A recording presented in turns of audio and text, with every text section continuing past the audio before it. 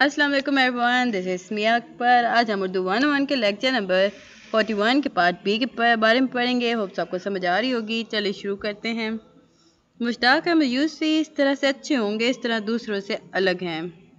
ये वो बातें हैं जिनके लिए हमें सिर्फ फिलर चाहिए होते हैं। हम नाम बदल देते हैं, वरना शायद हम कुछ बातें कुछ किसी भी यूँ कह लीजिए कि मज़ाह निगाह या तख्लीक़ात के हवाले से बासानी कर सकते हैं। अच्छा, ये जो बता रहे हैं, अगर मैं दूसरे से अपना मुकदमा लिखवाता तो वो ये लिखता, लेकिन यूसुफी साहब जो थे ना, उन्होंने अपना पहला पत्थर में ही यानी अपने दयाबचे में ही इस दिलचस्प सूरत बयान किया कि दयाबचे को इस दिलचस्प सूरत में बयान किया कि इसके दिलचस्प असलूब बयान का आगाज़ कर देते हैं, जो हमें बाद के 12 मज़ामीन पढ़िए गर बीमार की सूरत में या यादिश बखैर की सूरत में ऐसे दूसरे मज़ामीन में जिनसे हमारा पाला पड़ता है। इनके इस सूरत-हाल का आगाज़ इनके दयाबची से हो जाता है। हम देखते हैं कि लतीफ़ से पैराए हैं वो दिलचस्प सूरत में कायम कर लेते हैं और हमारे इस मनफी रवैये की निशानदेही भी कर देते हैं। याद रखिएगा, जो मुकदमा पहला पत्थर था उसमें 12 मज़ामीन थे। इन मज़ामीन पर रोशनी डालते हुए अहमद जमाल पाशा कहते हैं, चिराग तले उस मज़मून का नाम था। चिराग तले का कोई भी मज़मून कमज़ोर या फुसफुसा नहीं है।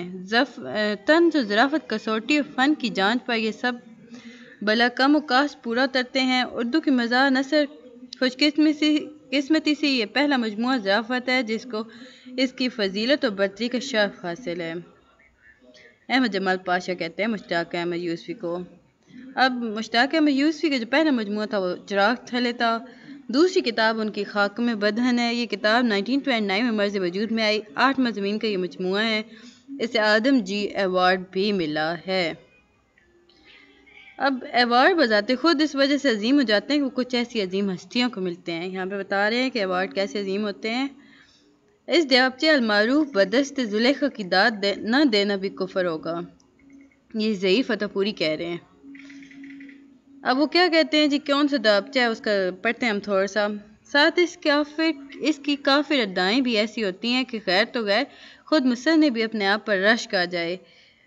वाली कैफियत से दो चार हुआ होगा। इस किताब के 8 मज़ामीन 8 साल में लिखे गए हैं। याद रखिएगा, ये जो किताब है बदस्त ज़ुलेखा, इसके 8 मज़ामीन है जो 8 साल में लिखे गए हैं। इस तरह यूसुफ़ ने मुक़द्दार से मेयार की तरफ जो सफ़र तय किया है वो बहुत मुसरत बख्श है। हम उर्दू मज़ाक के यूसुफ़ी में जी रहे हैं।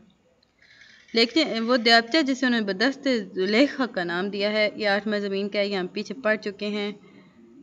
अब एक और मिसाल के तौर पर उन्होंने एक और बयान किया है जी, पढ़िए। अपने नज के बुजुर्गों को अपने लायक नहीं समझते, मगर अपने असीर कुत्ते का शजरे नस्ब 15वीं पुश्त तक फर सुनाते। इसके बावजदाद पर इस तरह फ़ख्र करते गोया इनके खालिस खून इनकी नाचीज़ रगों में दौड़ रहा हो। एक दिन तख्लिये में अपना टेप रिकॉर्डर पर मौजूद कुत्ते की वालिद मोहतरम को भौंकना सुनाया। ये उन्होंने बुक लिखी थी इसी से माता हरी और मिर्ज़ा मुश्ताक अहमद यूसुफ़ी ने, तो उसमें से ये इक़्तिबास लिया गया है। बात यह है कि हमने उर्दू तंज़ व मज़ाह के इर्तिका पर बात की थी। इस वक्त हमने पतरस बुखारी का एक मज़मून पेश किया था। मज़मून की मिसाल आपके लिए पेश की थी और मज़मून का नाम था कुत्ते। हम पीछे पढ़ चुके हैं, वो कुत्ते का भौंकना, वो शेर शायरी करना, ये सब उसी में था। मुश्ताक अहमद यूसुफ़ी ने अपने इसी मज़मून में यानी सीधे माता हरी और मिर्ज़ा, जिसका अभी एक टुकड़ा हमने पेश किया है, मुश्ताक अहमद यूसुफ़ी ने भी इसका तज़किरा किया था और कहा था कि दरअसल कुत्तों की जो तख्लीक है इसके बुनियादी मकसद गोया ये है कि पतरस बुखारी इसके ऊपर कोई मज़मून लिखें। अच्छा, मुश्ताक अहमद यूसुफ़ी के जो मज़मून होते थे उन्हें पढ़ने वाले पढ़ के हंसते थे, काफ़ी ज़्यादा हंसते थे और उसके इख्तिताम पर उनकी आंखों में आंसू होते थे। अब यही असल मज़ाह निगाह का कमाल होता है, जब वो चाहे तो संजीदा चेहरे पर मुस्कुराहटों के फूल बखेर दे और जब वो चाहे तो मुस्कुराहटों को अश्कों में बदल दे। इस मज़मून के अलावा इस किताब में शामिल मज़ामीन subway and sun bifocal club और चंद तस्वीरें बताऊं जैसे मज़मून भी वाकई पढ़ने काबिल हैं। इस किताब के बाद मुश्ताक अहमद यूसुफ़ी की तीसरी किताब है जी आबे गुम। याद रखिएगा, उनकी तीसरी बुक का नाम है आबे गुम के नाम से 1990 में शाया हुई थी। ये बुक कब शाया हुई थी? 1990 में। हम किसी सिर्फ में नहीं डाल सकते इस बुक को। ऐसा लगता है कभी सवान उमरी है, कभी इंशाया है, अफसानियत भी महसूस होती है। इसमें खाके का रंग भी है, इस पर गालिब नज़र आता है। यानी इस किताब पर किसी एक सिम का इतलाक नहीं कर सकते। अब आगे चलते हैं जी, देखते हैं। इसलिए آب گم کو انشائیہ کے طور پر ہم اس لیے لیتے ہیں کہ مشتاق احمد یوسفی نے انہیں خود انشائیہ کہا ہے، کیونکہ انہوں نے خود کہا ہے اس لیے ہم انشائیہ لکھتے ہیں۔ ظاہر ہے کہ حاکم بدہن کے چراغ تلے کیونکہ مضامین کے مجموعہ لہذا وہ تو انشائیہ میں آتے ہی ہیں۔ خاکو کی کتاب آسان عمری یا آپ بیتی میں لا سکتے ہیں، وہ ہے زرگزشت۔ مشتاق احمد یوسفی کی ایک کتاب ہے جی، یہ زرگزشت ان کا نام ہے، اسے ہم سوان عمری یا بیتی یا خاکے کہہ سکتے ہیں۔ 1976 میں شائع ہوئی یہ کتاب دراصل سرگزشت کی تعریف یعنی تعریف نگاری پر اس کتاب کا نام ہے، انہوں نے سرگزشت کو بدل کر زرگزشت کر دیا، اور آپ محسوس کر سکتے ہیں کہ زرگزشت کے معنی ہے مزاح، اور بذات خود اس میں مزاح بھی ہے اور طنز بھی ہے۔ اب یہاں پہ ایک اور بات بتا رہے ہیں، روانی مزاح کی روح ہے، یاد رکھیے گا روانی مزاح کی روح ہے۔ اب دیکھیں ہم یہاں پڑھیں گے، پڑھیے گا بیمار سے، یہ عنوان ہے اس مضمون کا، اس سے ایک چھوٹا سا ٹکڑا لیا گیا ہے، تو سنیے گا جی۔ وہ ایک پیچھے اس کا خاکہ میں بتا دوں، ایک شخص بیمار ہے، اس کی بیوی اس کے پاس ہے۔ اب دیکھیے کہ واقعے کا مزاح کیسے پیدا ہوتا ہے۔ ملاقاتی ان سے ملنے آیا، وہ ملاقاتی کہتا ہے اے صاحب مانو تو اب آپ بالکل ٹھیک ہیں، اٹھ کر منہ ہاتھ دھوئیے۔ اب مریض کی بیوی روانسی ہو کر نا منہ بنا کے کہتی ہے 2 دفعہ ہو چکے ہیں، صورت ایسی ہی ہے۔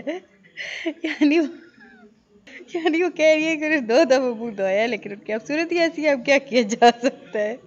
کردار نگاری کی ایک اہم بات سراپا نگاری ہوتا ہے، یعنی ابھی جو ہم نے آپ کے سامنے مثال پیش کی ہے، اس کا تعلق کسی کردار کو سوچنے کا انداز یا اعداد و خسائر کے حوالے سے تو ہو سکتے ہیں، لیکن کردار نگاری ایک بہت بڑا رخ سراپا ہے۔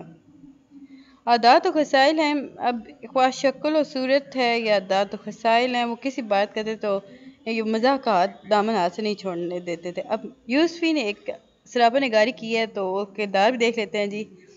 اب وہ کسی کا سراپا بیان کر رہے ہیں، سنیں۔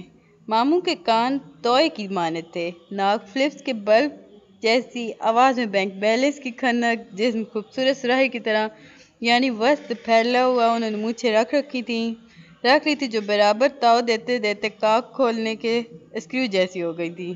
مزاح کی ایک اور بڑی خصوصیت ہے جی ندرت بیاں کا مطلب ہوتا ہے نئے نئے نکتے نکالیں عام فہم انداز میں، سیدھے سادھے انداز میں۔ جیسے پچھلی مثال کو ہم دیکھتے ہیں تو کسی شخص کا ناک کا نقشہ بیان کرنا ہو تو سنجیدہ انداز میں کہا جا سکتا تھا، یعنی جب وہ یہ کہتے ہیں کہ کان توئے جیسے تھے تو ظاہر ہے کانوں کو سنجیدہ انداز میں بیان کیا جا سکتا تھا۔ جب وہ کہتے ہیں ناک فلپس کی بلب کی طرح تو اسے عام انداز میں بھی بیان کیا جا سکتا تھا، لیکن انہوں نے اس میں مزاح کا عنصر قائم کر دیا۔